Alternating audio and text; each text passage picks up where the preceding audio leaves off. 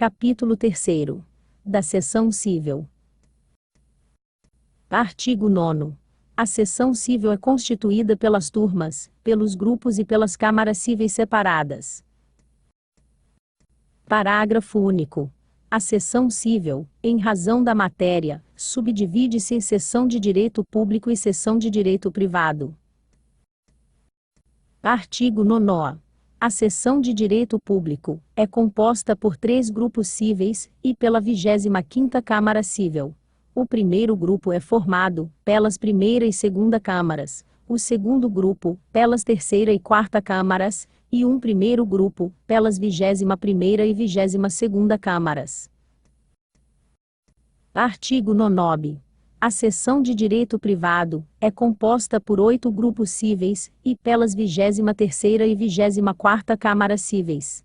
O terceiro grupo é formado pelas 5ª e 6ª câmaras, o quarto grupo pelas 7ª e 8ª câmaras, o quinto grupo pelas 9ª e 10ª câmaras, o sexto grupo pelas 11ª e 12ª câmaras, o sétimo grupo pelas 13ª e 14ª câmaras, o oitavo grupo pelas 15ª e 16ª câmaras, o nono grupo pelas 17ª e 18ª câmaras, e o 10º grupo pelas 19ª e 20ª câmaras. Seção primeira. Das turmas. NONOC. A seção de direito público é constituída de 2 turmas de julgamento e a seção de direito privado, de 3 turmas de julgamento, competindo. Inciso 1º. A primeira turma matéria atinente ao primeiro e a um primeiro grupo cíveis. Inciso 2º. A segunda turma matéria atinente ao primeiro, segundo e um primeiro grupo cíveis, referente ao direito público não especificada nos inciso 1º e 2º do artigo 18 deste regimento. Inciso 3º. A terceira turma, com 2 composições distintas, matéria de responsabilidade civil extracontratual do terceiro e quinto grupo cíveis e matéria atinente ao 9º e 10º grupo cíveis, exceto negócios jurídicos bancários. Inciso 4º. A quarta turma matéria atinente ao 6º, 8º, 9º e 10º grupo cíveis, referente a negócios jurídicos bancários. Inciso 5º. A quinta turma matéria atinente ao 6º, 8º, 9º e 10º grupo cíveis, referente a direito privado não especificada nos incisos 3º a 9º do artigo 18 deste regimento. Parágrafo 1º. Quando determinada matéria tiver sido confiada à competência de um único grupo, a este caberá exercer, cumulativamente, as funções atribuídas no regimento interno às turmas de julgamento. Parágrafo 2º. As 23ª e 24ª Câmaras Cíveis participarão das sessões de julgamento das 4ª e 5ª turmas, e a 25ª Câmara Cível participará das sessões de julgamento das 1ª e 2ª turmas, somente quando a matéria dos julgamentos estiver dentre aquelas de suas competências. Artigo 10. As turmas, presididas pelo primeiro vice-presidente, ou pelo desembargador mais antigo presente, serão constituídas pelas câmaras cíveis integrantes de sua área de especialização, e reunir-se-ão com a presença mínima de 2/3 de seus membros. Parágrafo 1º. A 4ª e a 5ª turmas de julgamento são limitadas, na sua constituição, a 24 e a 28 desembargadores, respectivamente, devendo os mesmos ser recrutados dentre os mais antigos de cada órgão fracionário integrante de sua área de especialização. Parágrafo 2º. O primeiro vice-presidente proferirá voto apenas para efeito de desempate, ou quando o cômputo de seu voto for passível de formação da maioria absoluta, de que trata o artigo 244, caput, deste regimento. Parágrafo 3º. Quando a presidência for desempenhada pelo desembargador mais antigo presente, este prolatará voto em todos os casos. Artigo 13. Às turmas de julgamento compete. Inciso 1º.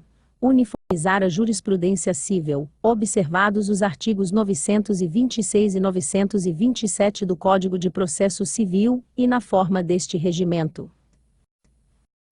Inciso 2º. Julgar. Alínea A. Os embargos declaratórios opostos aos seus acórdãos. Alínea B. O incidente de assunção de competência previsto no artigo 947 do Código de Processo Civil suscitado nos recursos, nas remessas necessárias, ou nos processos de competência originária no âmbito de sua competência. Alínea C. Os recursos das decisões do seu presidente, ou do relator, nas causas de sua competência. Alínea D. Os incidentes suscitados nas causas sujeitas ao seu julgamento. Alínea I. Os incidentes de resolução de demandas repetitivas de sua competência, consoante previsto nos artigos 976 e seguintes do Código de Processo Civil. Alínea F. A reclamação prevista no artigo 988 do Código de Processo Civil, dos seus julgados, a ser distribuída ao relator do processo principal, sempre que possível. Inciso 3º. Impor sanções disciplinares. Inciso 4º. Representar, quando for o caso, aos Conselhos da Magistratura Superior do Ministério Público, Seccional da Ordem dos Advogados e Procuradoria-Geral do Estado. Inciso 5º. Inciso V transformado em inciso 3º, e com redação dada pela Emenda Regimental número 06/05. Inciso 6º. Inciso V transformado em inciso 4º, e com redação dada pela Emenda Regimental número 06/05. Parágrafo 3º. A súmula terá por objetivo a interpretação, a validade e a eficácia de normas determinadas, visará a segurança jurídica e a contenção da multiplicação de processos sobre questões idênticas. Seção 2ª. Dos grupos cíveis. Artigo 14. Os grupos cíveis são formados cada um por duas câmaras cíveis. A primeira e a segunda compõem o primeiro grupo, a terceira e a quarta, o segundo grupo, a quinta e a sexta, o terceiro grupo, a sétima e a oitava, o quarto grupo, a nona e a décima, o quinto grupo, a 11ª e a 12ª, o sexto grupo, a 13ª e a 14ª, o sétimo grupo, a 15ª e a 16ª, o oitavo grupo, a 17ª e a 18ª, o nono grupo, a 19ª e a 20ª, o 10º grupo, e a 21ª e a 22ª, o primeiro grupo. Artigo 15. As sessões dos grupos cíveis com o quórum mínimo de 5 julgadores, incluindo o presidente, para o funcionamento, são presididas pelo desembargador mais antigo presente. Parágrafo único.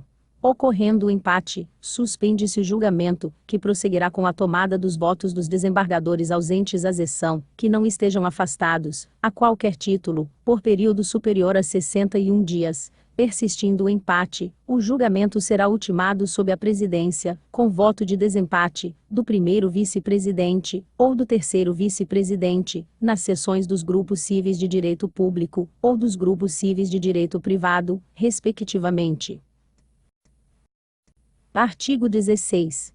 Aos grupos cíveis compete: inciso 1º. Processar e julgar. Alínea A. As ações rescisórias de julgados das câmaras separadas, e as rescisórias dos seus próprios julgados. Alínea B. Os mandados de segurança contra condutas administrativas, os habeas data, e os mandados de injunção contra atos ou omissões do Conselho da Magistratura, ou de seu presidente, e das comissões de concursos, e do Conselho de Recursos Administrativos, e de seus presidentes. Do Corregedor-Geral da Justiça. Dos secretários de Estado.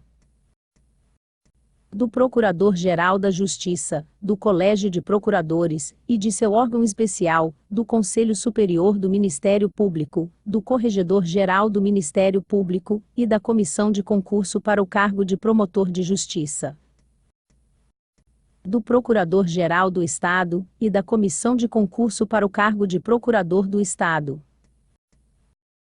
do Tribunal de Contas, e de seu presidente, e da Comissão de Concurso para o cargo de Auditor, das comissões da Assembleia Legislativa e respectivos presidentes, das câmaras separadas. Alínea D. A restauração de autos extraviados ou destruídos em feitos de sua competência. Alínea I. A execução das sentenças proferidas nas ações rescisórias de sua competência. Alínea F.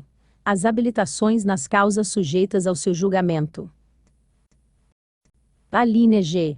As ações rescisórias com decisão não unânime, quando o resultado for a rescisão da sentença. Inciso 2º. Julgar.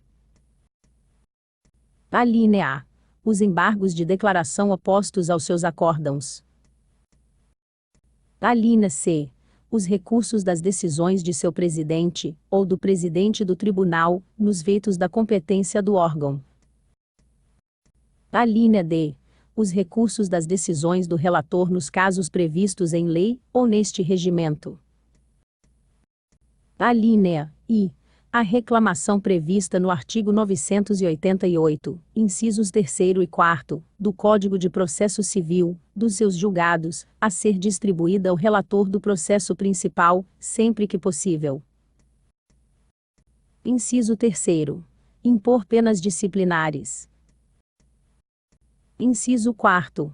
Representar, quando for o caso, os Conselhos da Magistratura Superior do Ministério Público, Seccional da Ordem dos Advogados do Brasil, e a Procuradoria-Geral do Estado. Inciso 5º. Uniformizar a jurisprudência civil, em matéria sujeita a especialização por grupos, ou por câmaras, aprovando as respectivas súmulas, inclusive por via administrativa. Parágrafo 1º. As ações rescisórias serão distribuídas ao grupo, de que faça parte a Câmara Prolatora do acórdão. Parágrafo 2º. A escolha do relator recairá, quando possível, em magistrado que não haja participado do julgamento rescindendo. Parágrafo 3º. Ao quarto grupo compete julgar os incidentes de assunção de competência, os incidentes de resolução de demandas repetitivas, e a uniformização de jurisprudência no âmbito de sua competência.